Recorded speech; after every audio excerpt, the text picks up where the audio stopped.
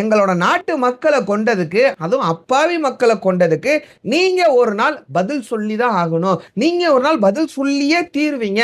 உங்கள நாங்க கருவறுக்காம விட போறது இல்ல.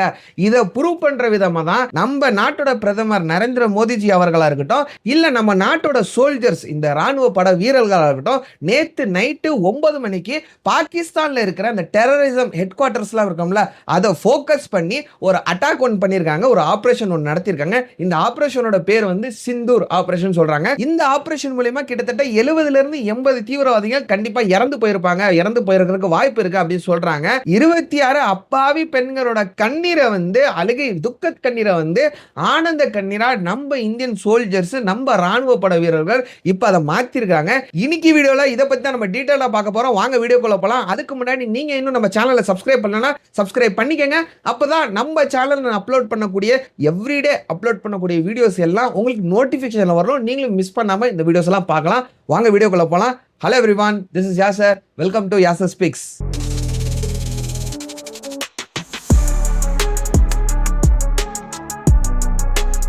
போன மாசம் ஏப்ரல் 22ஆம் தேதி அன்னைக்கு நம்ம எல்லாத்துக்கும் தெரியும், ஜம்மு அண்ட் காஷ்மீர்ல ஒரு பெரிய டெரரிசம் அட்டாக் ஒன்று நடந்துச்சு. பஹல்காம் அப்படின்னு சொல்லப்படக்கூடிய இடத்துல வந்து டெரரிசம் அட்டாக் நடந்துச்சு. அந்த அட்டாக்ல நம்மள மாதிரி சாதாரண மக்கள், நம்மள மாதிரி சாதாரண அப்பாவி மக்கள் வந்து உயிரிழந்து போனாங்க. 26 பேர் உயிரிழந்து போனாங்க. இந்த அட்டாக் எல்லாம் நடத்தினது யாருன்னு உங்களுக்கு தெரியும், எனக்கும் தெரியும். இந்த அட்டாக் நடத்தினது பாகிஸ்தானை சார்ந்த TRF அப்படின்னு சொல்லப்படக்கூடிய ஒரு தீவிரவாத அமைப்பு தான் இந்த அட்டாக்கை நடத்தினது. இப்ப அந்த அட்டாக் அவனுக்கு எதுக்கு நடத்தினானுங்கன்னா, நம்ம இந்தியாவில் இருக்கக்கூடிய முஸ்லிம்ஸா இருக்கட்டும், இந்துஸா இருக்கட்டும், ரெண்டு பேரும் ரெண்டு மதத்தாரங்களும் எல்லாருமே எல்லா மதத்தாரங்களும் சகோதர சகோதரியா பழகி வந்துகிட்டு இருக்கோம். பிரதர்ஸ் அண்ட் சிஸ்டர்ஸா பழகி வந்துகிட்டு இருக்கோம். இந்த பாண்டிங் வந்து எப்படியாச்சும் உடைச்சே தீரணும்டா அப்படின்னு சொல்லப்படக்கூடிய ஒரு எட்டெச்சல்ல தான் இந்த அட்டாக் அவன் நடத்தினானுங்க. இதை வந்து அவனுக்கு எப்படி எக்ஸ்பிரஸ் பண்ணானுங்கன்னா, அந்த அட்டாக் நடக்கும்போது அவனுங்க ஹிந்துஸா முஸ்லீமா, நீ ஹிந்துவா நீ முஸ்லீமா அப்படின்னு கேட்டுட்டு ஹிந்துஸை மட்டும் டார்கெட் பண்ணி, அதுலயும் மெயினா இந்த ஆண்களை மட்டும் டார்கெட் பண்ணி அவனுங்க வந்து சுட்டு கொண்டானுங்க.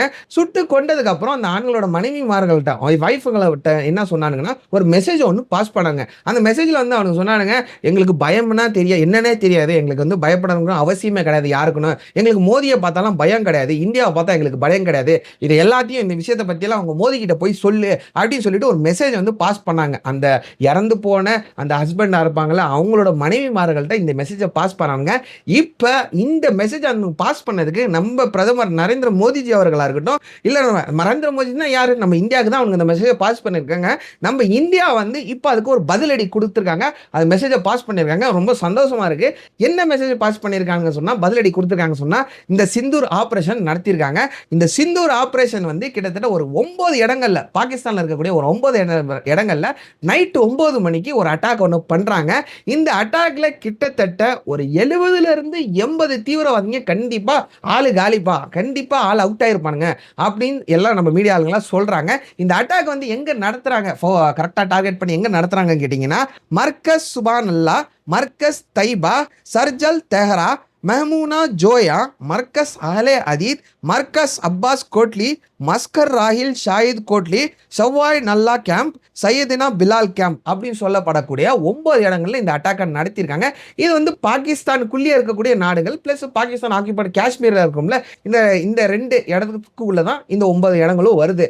இந்த இடத்துங்களில் டார்கெட் பண்ணி எதுக்கு நம்ம இந்தியா கவர்மெண்ட்டாக இருக்கட்டும், நம்ம சோல்ஜர்ஸாக இருக்கட்டும் எதுக்கு அட்டாக் பண்ணாங்கன்னு கேட்டிங்கன்னா, பிகாஸ் இங்கே தான் இந்த டெரரிசம், இந்த TRF குரூப்பாக இருக்கட்டும், லக்ஷரி தைபாவாக இருக்கட்டும், எல்இடிலாம் நான் சொன்னேன், நம்ம கூட வீடியோஸ் போட்டிருக்கோம் எல்இடி பற்றி. இந்த எல்இடியா இருக்கட்டும், இவங்க எல்லாருமே இங்கே தான் இருப்பானுங்க. அவங்களோட ஹெட் குவார்ட்டராக இருக்கட்டும், ப்ளஸ் அவங்களோட கேம்ப், சின்ன சின்ன கேம்ப் எல்லாம் இருக்கட்டும், இங்கே தான் இருக்கிறானுங்க அப்படின்னு சொல்லிட்டு நம்ம உளவாளிங்க எல்லாம் கண்டுபிடிச்சிட்டாங்க, ஐடென்டிஃபை பண்ணிட்டாங்க. இப்போ இங்கே அட்டாக் பண்ணாதான் கரெக்டாக இருக்கும். ஏன்னா இங்கே வந்து சிவிலியன்ஸ் இருக்க மாட்டாங்க. இங்கே டெரரிசம் இருக்குதுன்னா அங்கே வந்து பொதுவாக அந்த டெரரிசம் ஆளுங்க வந்து அவனுங்க ஆளுங்க தான் உள்ளே வச்சுப்பானுங்க. சாதாரண சிவிலியன்ஸ் வந்து சாதாரண மக்களை வந்து சேர்த்துக்க மாட்டானுங்க. ஸோ இங்கே வந்து சிவிலியன்ஸ் இருக்க மாட்டாங்கன்னு தெரிஞ்சுக்கிட்டு சிவிலியன்ஸ் யாரும் ஹர்ட் ஆகக்கூடாதுன்னு ஒரு இன்டென்ஷனால தான் இந்த 9 இடங்களா ஃபோக்கஸ் பண்ணி நம்ம ராணுவ படை அடிச்சு துவம்சம் பண்ணிட்டாங்க. அதுல 70-80 பேர் கண்டிப்பா ஆல் அவுட் அப்படின்னு சொல்லிட்டு மீடியால கூட நியூஸ் கொடுத்திருக்காங்க. இன்னும் அபிஷியல் ரிப்போர்ட் வரல. ஆனா 70-80 பேர் கண்டிப்பா ஆல் அவுட் ஆயிருப்பாங்க அப்படின்னு சொல்றாங்க. இருந்தாலும் பாகிஸ்தான் ஆளுங்கெல்லாம் இந்த கம்பி கட்டுற கதையெல்லாம் சொல்லுவானுங்கல்ல, அந்த மாதிரி கம்பி கட்டுற கதையெல்லாம் இப்ப சொல்லிக்கிட்டு இருக்காங்க இன்டர்நேஷனல் நியூஸ் சேனல்ல. என்ன சொல்றாங்கன்னா, நீங்க வந்து சிவிலியன்ஸும் தாக்கிட்டீங்க, சிவிலியன்ஸும் பல பேர் இறந்து போயிட்டாங்க அப்படின்னு சொல்றாங்க. அதுக்கு சான்ஸே இல்லைன்னா நம்ம இந்தியன் கவர்மெண்ட் சொல்லுது. பிகாஸ் நம்ம இந்தியன் கவர்மெண்ட் வந்து ப்ராப்பரா பிளான் பண்ணி கரெக்டா இந்த 9 இடங்கள்ல தான் இந்த தீவிரவாத அமைப்புகள் தான் இருப்பானுங்க.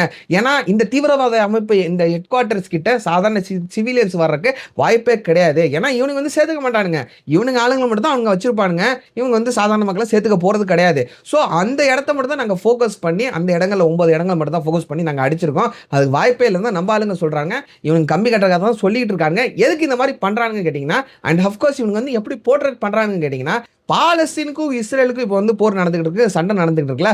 அதில் வந்து இஸ்ரேல் வந்து சிவிலியன்ஸ் வந்து தாக்கிட்டு இருக்காங்க. பாலஸ்தீனில் காசால அங்கே இந்த இடத்துல தான் தாக்கிட்டு இருக்காங்க. பல சிவிலியன்ஸ் இறந்து போயிட்டு தான் இருக்காங்க, கொத்து கொத்தா இறந்து போயிட்டு இருக்காங்க. அது வந்து அந்த இஸ்ரேல் நாட்டு ஆளுங்க பண்றது தப்பு தான். அதை மாதிரி இவனுங்க என்ன பண்றாங்கன்னா, இந்தியா வந்து இஸ்ரேல் பக்கமாகவும் பாலஸ்தீன் வந்து பாகிஸ்தான் மாதிரி போர்ட்ரேட் பண்ணிட்டு இருக்காங்க. இவனுங்க பாச்சால பழிக்காது. இவனுங்க எப்படியாப்பட்ட ஆளுங்கன்னு நம்ம எல்லாத்துக்கும், உலக நாட்டு மக்களுக்கு எல்லாத்துக்கும் தெரியும். அதுக்கு தான் இவனுக்கு சப்போர்ட் பண்றதுக்கு யாருமே முன் வரல. அதனால இனிமேலே அண்ட் அஃப்கோர்ஸ் இன்னொரு விஷயம் என்னன்னா, இப்ப இந்தியா நினைச்சிருந்தா அந்த மிலிட்டரி பேஸ் மேல அட்டாக் பண்ணிருக்கலாம். இந்த பாகிஸ்தானோட மிலிட்டரி பேஸ் பண்ண அட்டாக் பண்ணிக்கலாம். இந்த 9 இடங்கள்ல எந்த இடமும் பாகிஸ்தானோட மிலிட்டரி பேஸ் கிடையாது. பாகிஸ்தான் மிலிட்டரி பேஸை டச் பண்ணல. எங்களோட இன்டென்ஷன் மொத்தமா நாங்க வந்து யாரை கருவறுக்கிறோம்னு நினைக்கிறோம்னா, இந்த டெரரிசத்தை தான், இந்த டெரரிசம் ஆளுங்க டெரரிஸ்டா மட்டும் தான் நாங்க வந்து மொத்தமா துவம்சம் பண்ணணும். இந்த இன்டென்ஷனோட தான் நம்ம இந்தியன் கவர்மெண்ட் பிளஸ் நம்ம இந்தியன் சோல்ஜர்ஸா இருக்கட்டும், ஆர்மி ஃபோர்ஸா இருக்கட்டும், இவங்க எல்லாருமே ஒரு பிளான் பண்ணி இந்த பாகிஸ்தான்ல இருக்கக்கூடிய இந்த 9 இடங்கள்ல இந்த அட்டாக் பண்ணியிருக்காங்க. ஆபரேஷன் சிந்தூர் அப்படின்னு சொல்லப்படக்கூடிய ஆபரேஷன் நடத்தியிருக்காங்க. இந்த ஆபரேஷனை வெற்றியும் பெற்றுட்டாங்க. கிட்டத்தட்ட 70-80 பேரை ஆளை க்ளோஸ் பண்ணிட்டாங்க. டெரரிஸ்ட சொல்றேன், டெரரிஸ்ட வந்து க்ளோஸ் பண்ணிட்டாங்க. இவனுங்கெல்லாம் வாழ்றதுக்கே தகுதி இல்லாத, உலகத்துல வாழ்றதுக்கே தகுதி இல்லாதவனுங்க. இவங்கெல்லாம் கண்டிப்பா கொலை செய்யணும், வேரோட அறுக்கணும். ஏன்னா இவனுங்க வந்து அப்பாவி ஜனங்களை, இவனுங்களுக்கு வந்து திராணி இருந்தா, தம்மு இருந்தா இவங்க வந்து மிலிட்டரி கிட்ட வந்து சண்டை போடணும். அதை விட்டு இவங்க பின்பக்கமா பின்வாசல் வழியா வந்து அப்பாவி மக்களை உயிர் எடுக்கிறதுக்கு இவங்க வந்து டெரரிஸ்ட், நாங்க வந்து பயமே இல்லைன்னு போய் மோதிக்கிட்ட சொல்லுன்னா அந்த விஷயத்தெல்லாம் பாஸ் பண்ணியிருக்கானுங்க. இப்போ எனக்கு கெட்ட வார்த்தை தான் வருது எனக்கு, போங்க. இதுக்கப்புறம் நம்ம இந்தியன் ஆர்மி வந்து ஒரு ட்வீட் ஒன்று போட்டிருக்காங்க. அந்த ட்வீட்ல அவங்க என்ன சொல்லியிருக்காங்கன்னா, justice is been served, Jai Hind அப்படின்னு சொல்லிட்டு ஒரு ட்வீட்டை போட்டிருக்காங்க. ஜெய் ஹிந்த் தான், I am proud to be Indian. Because இந்த அட்டாக் வந்து ஃபர்ஸ்ட் சர்ப்ரைஸாக நம்ம இந்தியன் ஆர்மி வந்து பண்ணது. நம்ம யாருக்குமே இந்த அட்டாக் நடக்க போது தெரியல. ஏன் சர்ப்ரைஸான அட்டாக்னா, இதை பத்தி நம்ம யாருக்கும் தெரியாது, நம்ம இந்தியன் பீப்புளுக்கும் யாருக்கும் தெரியாது. ஏன் தெரிவிக்கல இந்தியன் கவர்மெண்ட் தெரிவிக்கலன்னா, பிகாஸ் அந்த டெரரிசம் கூட்டமா இருக்கட்டும், டெரரிஸ்டா இருக்கட்டும், அந்த இடத்துல வந்து அலர்ட் ஆயிடுவானுங்க. அவனு வந்து தப்பிச்சு போறதுக்கு வாய்ப்பு இருக்குது. ஸோ அவனுங்களை எக்காரணத்தை கொண்டு தப்பிக்க விடக்கூடாதுன்னு சொல்லிட்டு தான் நம்ம இந்தியன் கவர்மெண்ட் கரெக்டாக பிளான் பண்ணி நைட்டோட நைட்டா இந்த அட்டாக்கை பண்ணி துவம்சமும் பண்ணிட்டானுங்க. அவங்க இடத்த எல்லாத்தையும் துவம்சம் பண்ணிட்டாங்க. ஹெட் குவார்டர்னு சொல்லுவாங்களா, அந்த ஹெட் குவார்டர்லாம் மொத்தமாக துவம்சம் பண்ணிட்டாங்க. LED head quarter, TRF head quarter எல்லாமே அங்கே தான் இருக்குது, துவம்சம் பண்ணிட்டாங்க. அண்ட் அஃப்கோர்ஸ் நம்மளுக்கு வந்து ஒரு ஹிண்ட் ஒன்று கொடுத்துருக்காங்க இந்தியன் கவர்மெண்ட். 2-3 நாளைக்கு முன்னாடி ஒரு ஹிண்ட் கொடுத்துருந்தாங்க. என்ன சொல்லியிருந்தாங்கன்னா, நாங்கள் வந்து இந்தியன் ஒரு 249 ஒரு 250 டிஸ்ட்ரிக்ட்ல வந்து மோக் ட்ரில் ஆக்டிவிட்டி பண்ண வைக்க போகிறோம், நம்ம சாதாரண மக்களை பண்ண வைக்க போகிறோம் அப்படின்னு சொல்லியிருந்தாங்க. மோக் ட்ரில் ஆக்டிவிட்டினா என்னன்னு கேட்டிங்கன்னா, மோக் ட்ரில் ஆக்டிவிட்டினா பெரும்பாலும் இந்த சுனாமி, அர்த்குவேக் இந்த மாதிரி சம்பவம் ஏதாவது நடந்துச்சுன்னா நம்மளே எப்படி தற்காத்துக்கிறது, நம்மளே எப்படி சேஃப் கார்ட் பண்ணிக்கிறது அப்படின்னு சொல்லிட்டு ஒரு ட்ரைனிங் செஷன் மாதிரி கொடுப்பாங்க. ஏன்னா எல்லா இடத்துக்கும் வந்து கவர்மெண்ட்டாக இருக்கட்டும், மிலிட்டரி ஆளுங்களாக இருக்கட்டும், ஃபயர் இவங்களாக இருக்கட்டும், ஃபயர் அலார்ம் சர்வீஸாக இருக்கட்டும், அவங்க வந்து நம்மளுக்கு வந்து பாதுகாப்பு கொடுக்க முடியாதுல்ல, நம்மளை வந்து சேவ் பண்ண முடியாதுல்ல. ஸோ நம்மளே எப்படி தற்காத்துக்கிறதுன்னு சொல்லிட்டு ஒரு ட்ரைனிங் செஷன் மாதிரி இது அந்த டைம்ல தான் கொடுப்பாங்க. ஆனால் இது வந்து பாகிஸ்தான் ஆளுங்க திடீர்னு தான் தாக்கிட்டாங்கன்னா ஒன்றும் சேஃபாக இருந்துக்கங்கப்பா, அதை வந்து சொல்லாமல் நம்மள்ட்ட சொல்லியிருக்காங்க. ஆனால் யாருமே எக்ஸ்பெக்ட் பண்ணல இந்த மாதிரி இறங்கி அவனுங்க இடத்துலயே இறங்கி நம்ம ஆளுங்க அடிப்பாங்க அப்படின்னு சொல்லி நம்ம யாருமே எக்ஸ்பெக்ட் பண்ணல. ஃபர்ஸ்ட் வந்து இந்த தண்ணியெல்லாம் கட் பண்ணோம், தண்ணி கொடுக்க மாட்டோம்னு சொன்னோம், பேச்சுவார்த்தை தான் இருந்துச்சு. ஆனால் இறங்கி அடிப்போம்னு சொல்லிட்டு யாருமே எதிர்பார்க்கல. இறங்கி அடிச்சு துவம்சம் பண்ணியாச்சு. சந்தோஷமா இருக்குது. I am proud to be Indian. Because என்ன சொல்றது, ரொம்ப சந்தோஷமா இருக்கு. ஏன்னா இவங்கெல்லாம் ஒரு கொடூர ஜந்துக்கள், கொடூர மிருகங்கள். இதோட 2-3 வாட்டி நான் வீடியோ சொல்லியிருப்பேன், திரும்ப நான் சொல்லுவேன். இவங்கெல்லாம் ஒரு கொடூர மிருகங்கள் தான். மிருகத்துக்கு தான் யாரை வந்து என்ன பண்றோன்னே தெரியாது. அது கூட நாயா இருக்கட்டும், சிங்கமா இருக்கட்டும், வளர்த்தோன்னா ஒரு நல்லா இருக்குங்க. ஆனா இவனுங்க வந்து எந்த இதுல சேர்க்கறதுன்னே தெரியல. சரி விடுங்க, அதை விட்டுருங்க. இப்ப இந்த ஆக்டிவிட்டிக்குள்ள வருவோம். மோக் ட்ரில் ஆக்டிவிட்டி வந்து இந்த May 7th 4 மணிக்கு நடந்துகிட்டு இருக்குது. நம்ம இந்தியன்ஸ் வந்து நம்ம பிஜேபியா இருக்கட்டும், இல்ல காங்கிரஸா இருக்கட்டும், டிவிகேவா இருக்கட்டும், டிஎம்கேவா இருக்கட்டும், ஏடிஎம்கேவா இருக்கட்டும், யாரா வேணா இருக்கப்பா. நீ இந்துவா இரு, முஸ்லீம் மாரி எவனா வேணா இரு. ஆனா நாங்க எல்லாருமே ஒரு இந்தியன். நாங்க எல்லாருமே ஒண்ணுதான் அப்படின்னு சொல்ற விதமா நிறைய பேர் இந்த ஆக்டிவிட்டில கலந்துகிட்டு இருக்காங்க. 4 மணிக்கு நடந்துகிட்டு இருக்கு இந்த ஆக்டிவிட்டி. இந்தியால மெயினா ஒரு 240, 250 டிஸ்ட்ரிக்ட்ல வந்து நடந்துகிட்டு இருக்கு. அண்ட் அஃப்கோர்ஸ் பிளாக் அவுட் அப்படின்னு சொல்லப்படக்கூடிய ஒரு ஆக்டிவிட்டியும் பண்ணிட்டு இருக்காங்க. பிளாக் அவுட்னா அப்படின்னு நினைக்கிட்டா மெயினான சிட்டி, மேஜரான சிட்டியில் மட்டும், பாம்பே, டெல்லி அந்த மாதிரி மேஜரான சிட்டி மட்டும் பண்றாங்க.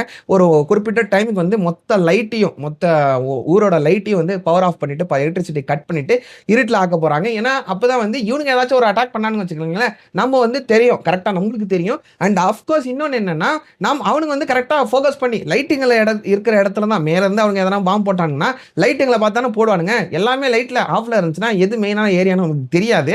ஸோ இதெல்லாம் ஒரு டார்கெட் பண்ணி தான் இந்த ஆக்டிவிட்டி பண்றாங்க. பார்ப்போம். இவனுங்க வந்து திருப்பிலாம் அடிக்கிறதுக்கு வாய்ப்பு இல்ல. வந்தாங்கன்னா இந்த மாதிரி துப்பாக்கி எடுத்துக்கிட்டு தான் வரணும். பெரிய பெரிய ராணுவ படைய எடுத்துக்கிட்டு, பெரிய பெரிய ஜெட்டெல்லாம் எடுத்துக்கிட்டு அவனுக்கு வர்றதுக்கு வாய்ப்பு கிடையாது. ஏன்னா அந்த அளவுக்கு அவனுங்கள்ட்ட பலம் இல்ல. அது அவனுங்களுக்கே தெரியும். பொறுத்திருந்து தான் பார்க்கணும். ஆனா எல்லாரும் கொஞ்சம் சேஃபா இருக்கணும். எல்லாரும் கொஞ்சம் சேஃபா இருங்க. அப்படி யாரும் நம்ம இந்திய ராணுவத்தை படையை தாண்டி வந்துட முடியாது. ஏன்னா அந்த டைம்ல வந்து நம்ம அலர்ட்டா இல்ல. அந்த அட்டாக் நடக்கும்போது நம்ம அலர்ட்டா இல்ல. ஆனா இப்ப எல்லாருமே கரெக்டா அலர்ட்டா இருக்கணும். நம்ம சாதாரண மக்களா இருக்கட்டும், ராணுவ படை வீரர்களாகட்டும் எல்லாருமே அலர்ட்டா இருக்கிறாங்க. அவங்கள தாண்டி வர முடியாது. இன்கேஸ் தாண்டி வந்துடக்கூடாது. தாண்டி வந்தாலும் நம்ம பாதுகாத்துக்கும் சொல்லிட்டு தான் இந்த மூக் ட்ரில் நடத்துறாங்க. பார்ப்போம், பொறுத்திருந்து பார்ப்போம். யாருக்கும் ஒன்றும் நடக்கக்கூடாது. ஆனா இந்த பதிவுல நான் இன்னொன்று கடைசியா என்ன சொல்லிக்க விரும்புறேன்னா, I am proud to be Indian. Jai Hind. நாளைக்கு இன்னொரு வீடியோல பார்க்கலாம். Till then take care. பாய்.